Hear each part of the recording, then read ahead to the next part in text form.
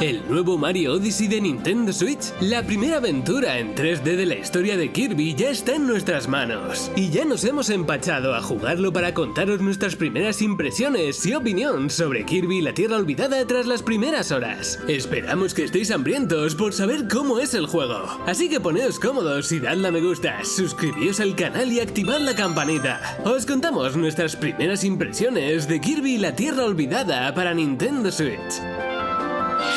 El juego comienza con un cambio revolucionario en lo que conocemos como Kirby. Ahora el personaje se mueve en un mundo en 3 dimensiones que puede explorar, tal y como ocurre en Super Mario o Zelda. Las 3D de Kirby también son diferentes y especiales. Lo primero que nos llama la atención es que, a pesar de ser un personaje pequeño y regordete, se mueve de forma ágil por el escenario, aunque no muy rápida, pero con unas sensaciones más agradables que los Kirby en 2 dimensiones, considerados plataformas de estilo lento. Los controles de Kirby son los mismos que en los juegos de siempre, pudiendo correr, saltar o absorber enemigos en forma de ataque.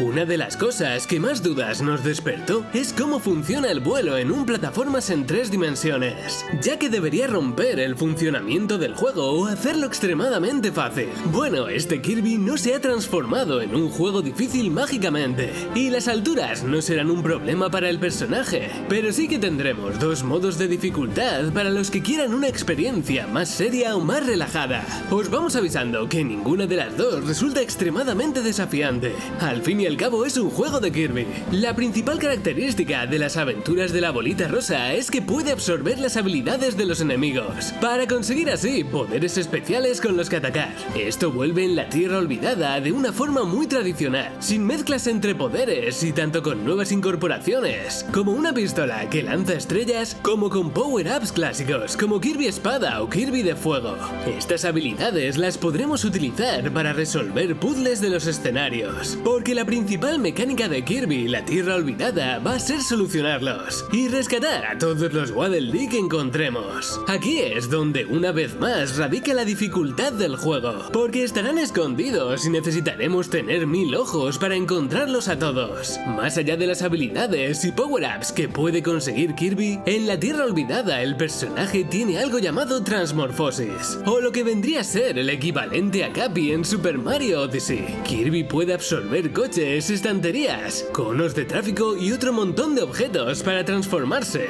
y cambiar tanto la forma de control como sus posibilidades jugables. Aunque pueda parecer que sí, no tiene nada que ver con lo que dan de sí las habilidades de copia tradicionales. Esto cambia el juego completamente y aporta nuevas formas de resolver los puzzles en las fases. Nos ha parecido una forma muy bonita y original de dar poderes a Kirby y a la vez expandir las rutinas a las que nos tiene acostumbrados en sus juegos en 2 dimensiones. El centro neurálgico y punto de partida de nuestra aventura será la ciudad de los Waddle Dee. Al principio del juego este lugar estará completamente derruido, pero a medida que rescatemos a los Waddle Dee repartidos por los diferentes niveles, la ciudad comenzará a cobrar vida con diferentes locales y actividades. En la armería Waddle Dee podremos mejorar las habilidades especiales de Kirby. Esto gracias a fragmentos de estrella que podremos conseguir en rutas del tesoro. Unas fases especiales donde nos pondrán al límite con las habilidades de Kirby. También hemos desbloqueado la cafetería Waddle Dee, que nos ayudará a reponer fuerzas o incluso ganarnos una propina extra trabajando.